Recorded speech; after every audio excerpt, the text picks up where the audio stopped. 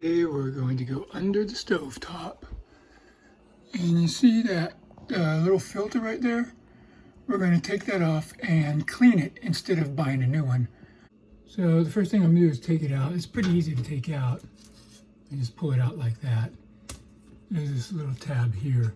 And it's held in place by this tab there and like a tab there. It's pretty easy to take out. And there's a filter. And it's pretty dirty, so I'm just going to take this, put it in a bucket of soap and water, spray it off, and then put it back in. And I'm just going to use basic old household dish soap.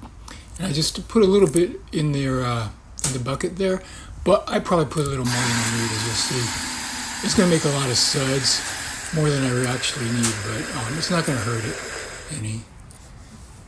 And so I put the, the filter in there now. You've got a sponge, and I'm going to, sponge both sides of it, get all the dirt out. And then I'm just going to spray it off with a garden hose, making sure all the, suds come out. And then basically after I'm done with this, I'm just going to kind of, shake it dry. But you can use a microfiber cloth and pat it dry if you like. Okay, so here's the clean filter now. If you hold it up to the light, you can see all the dust is gone.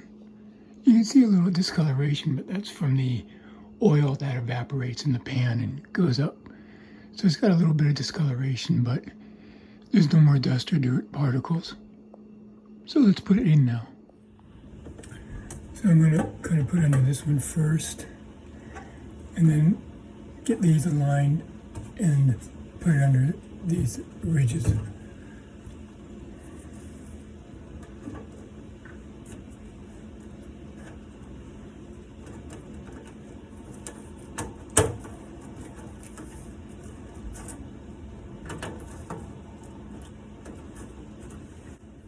Okay, there we go. Simple. You just take it out, clean it, put it back in. Thank you for watching.